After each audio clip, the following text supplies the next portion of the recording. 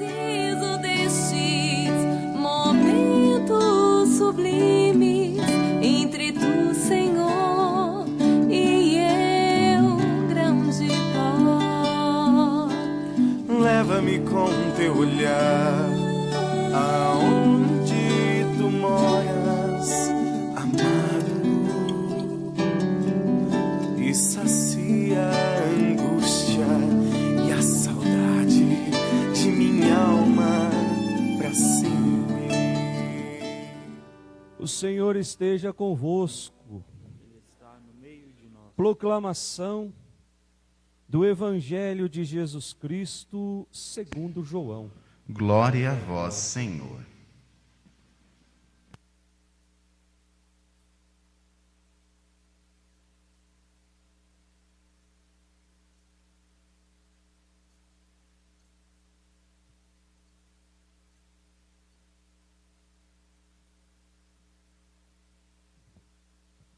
Ao anoitecer daquele dia, o primeiro da semana, estando fechadas por medo dos judeus as portas do lugar onde os discípulos se encontravam, Jesus entrou e, pondo-se no meio deles, disse: a paz esteja convosco. Depois dessas palavras, mostrou-lhes as mãos e o lado. Então os discípulos se alegraram por verem o Senhor. Novamente Jesus disse: a paz esteja convosco. Como o Pai me enviou, também eu vos envio. E depois de ter dito isto, soprou sobre eles e disse: recebei o Espírito Santo. A quem perdoardes os pecados, eles lhes serão perdoados. A quem os não perdoardes, eles lhes serão retidos. Tomé, chamado Dídimo, que era um dos 12, não estavam com eles quando Jesus veio. Os outros discípulos contaram-lhe depois: vimos o Senhor. Mas Tomé disse-lhes: se eu não vir as marcas dos pregos em suas mãos, se eu não puser o dedo nas marcas dos pregos, e não puser a mão no seu lado, não acreditarei. 8 dias depois, encontravam-se os discípulos novamente reunidos em casa, e Tomé estava com eles. Estando fechadas as portas, Jesus entrou, pôs-se no meio deles e disse: a paz esteja convosco. Depois disse a Tomé: põe teu dedo aqui e olha as minhas mãos. Estende tua mão e coloca-a no meu lado, e não sejas incrédulo, mas fiel. Tomé respondeu: meu Senhor e meu Deus. Jesus lhe disse: acreditaste porque me viste? Bem-aventurados os que creram sem ter visto. Jesus realizou muitos outros sinais diante dos discípulos, que não estão escritos neste livro, mas estes foram escritos para que acrediteis que Jesus é o Cristo, o Filho de Deus, e para que, crendo, tenhais a vida em seu nome. Palavra da salvação.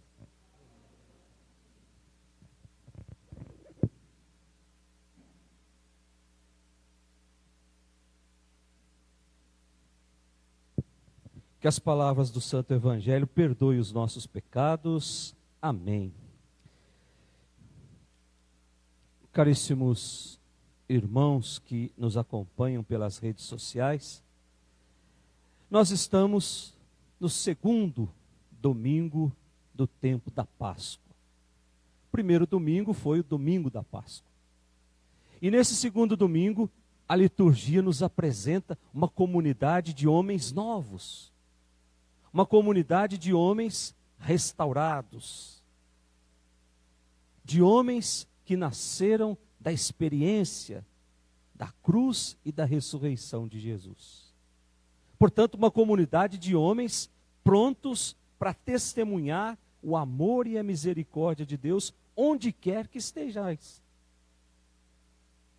Primeira leitura que nós ouvimos, tirada dos Atos dos Apóstolos, nos apresenta já, os Atos dos Apóstolos foi escrito mais ou menos 80 anos depois de Cristo. E nos apresenta uma comunidade já estruturada. O trecho que nós lemos hoje já é o resultado da pregação dos apóstolos, que foi a criação da comunidade de Jerusalém. Esse texto que nós lemos hoje fala sobre os aspectos da vida dessa comunidade. Uma comunidade que nasce do Espírito. Uma comunidade que nasce do testemunho e da vivência da palavra feita pelos seguidores de Jesus. Portanto, essa comunidade deve ser uma comunidade de irmãos. Se nasce do Espírito e se nasce do fruto da pregação dos apóstolos, não tem como ser uma comunidade senão uma comunidade de irmãos. Uma comunidade que vive a comunhão fraterna. Mas deve ser também uma comunidade que se identifica com Cristo. Uma comunidade assídua nos ensinamentos. Uma comunidade empenhada em conhecer e acolher a proposta da salvação que vem de Jesus. Mas também deve ser uma comunidade que celebra a fé. Quer pela oração, quer pela fração do pão. E por fim, diz a primeira leitura, deve ser uma comunidade que partilha os seus bens. Uma comunidade que está em profunda sintonia com Cristo. E essa sintonia com Cristo resulta na comunhão dos cristãos entre si. Quem não partilha não pode dizer que é cristão. E aí a gente olha a experiência que nós tivemos aqui, domingo de Ramos, uma experiência de arrecadar 2 toneladas de alimentos no meio de uma comunidade pobre, de uma comunidade simples. E aí nós começamos a perceber que muitos dos nossos irmãos se identificam com Cristo, quer pela fração do pão, quer pela partilha do pouco que tem, quer pelos ensinamentos da igreja. Uma comunidade que aos poucos vai se identificando com Cristo, porque enxerga Cristo naquele que está precisando. Depois, a nossa segunda leitura, a carta de São João, vem nos apresentar alguns critérios dessa vida nova, dessa vida com Cristo. Uma vida nova, uma vida com Cristo precisa ser uma vida verdadeira, precisa ser uma vida autêntica. São esses critérios que irão nos distinguir quem de fato é cristão de verdade. São esses critérios que irão nos separar daqueles que se dizem cristãos e espancam crianças até a morte. São esses critérios que vão nos identificar com Cristo. E aí João continua, antes de mais nada, diz João, os verdadeiros seguidores de Jesus são aqueles que amam a Deus. Portanto, quem ama não mata criança a chutes. Quem ama não abandona criança nas ruas. Quem ama não vende criança para o tráfico. Então não pode dizer que é cristão, porque está cometendo uma grande mentira. Cristão de verdade ama a Deus, e ama, diz o João, aquele que veio de Deus, ou seja, ama Jesus.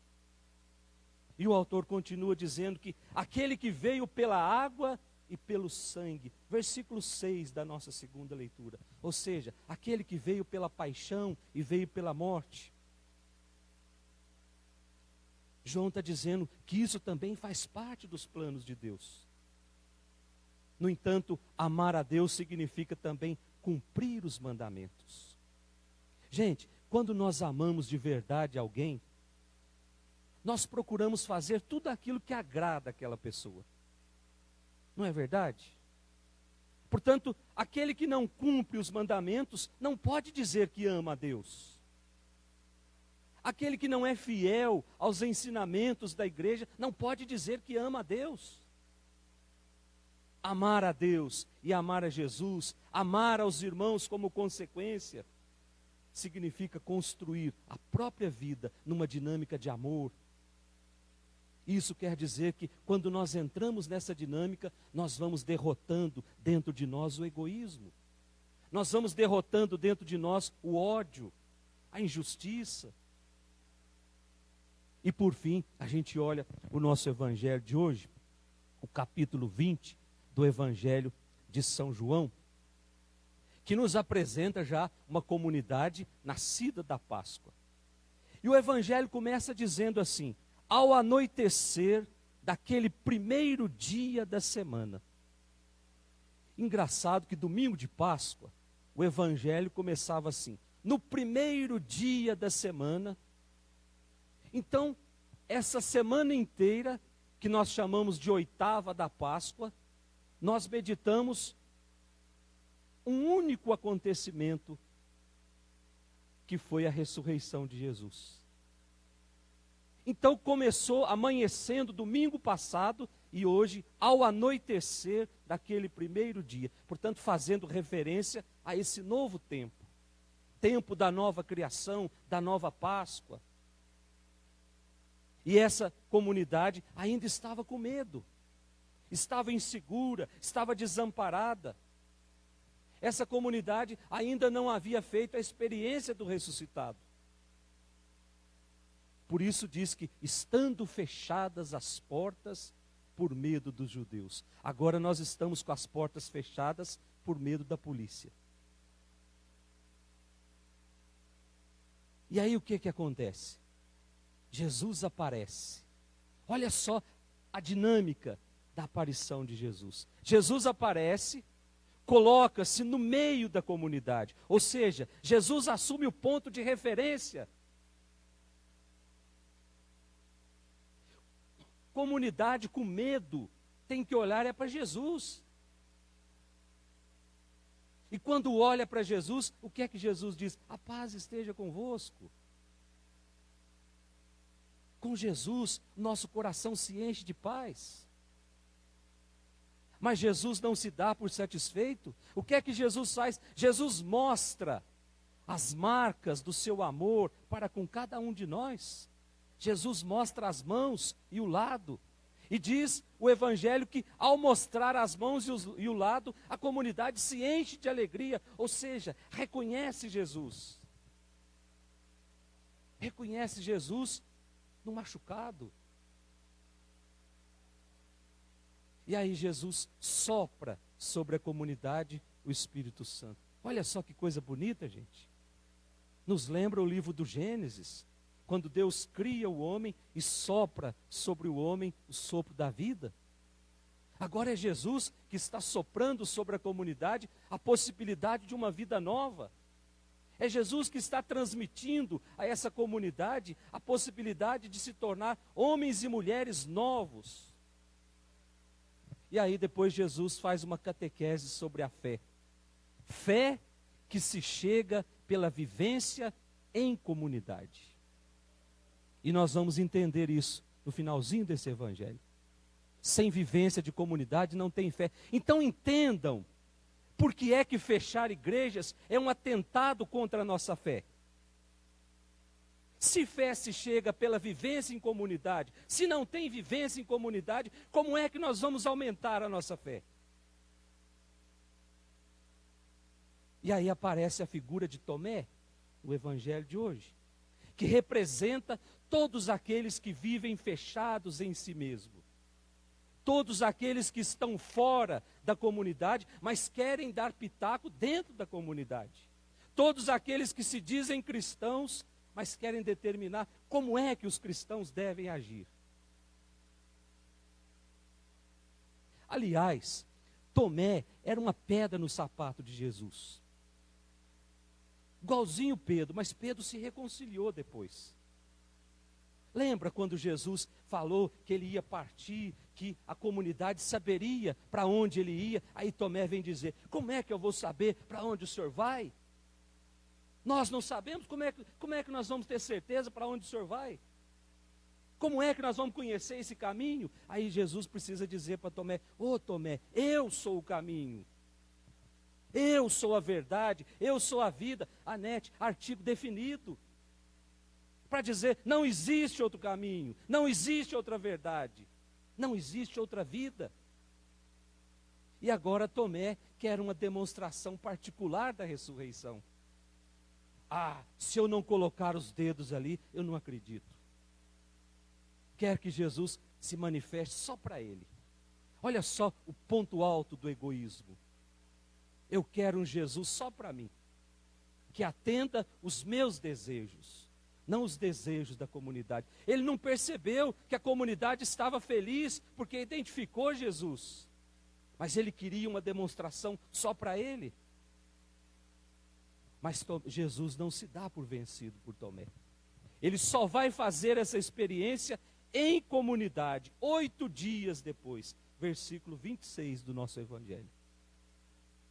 8 dias depois, estando fechadas por medo dos judeus. E aí vai fazer de novo a experiência. Agora, uma pergunta que não quer calar. Se a comunidade estava fechada, se todo mundo estava com medo, o que é que o bendito do Tomé estava fazendo fora da comunidade? E aí a gente olha o nosso coração. Muitas vezes também nós estamos fora da comunidade. O nosso coração está fora. O nosso corpo pode até estar aqui dentro. O nosso coração está longe. Agora, 10 horas, está pensando no que vai fazer para o almoço. Precisamos fazer a experiência desse Jesus ressuscitado em comunidade. Tomé não pode ser o nosso exemplo nesse domingo de hoje. Precisamos fazer essa experiência em comunidade e assim experimentar a misericórdia de Deus na nossa vida. É quando a comunidade se reúne para celebrar o amor fraterno. É quando a comunidade se reúne para pedir perdão, para vivenciar a palavra. É aí que Jesus se revela. Isso é a Eucaristia que nós estamos proibidos de celebrar para o povo.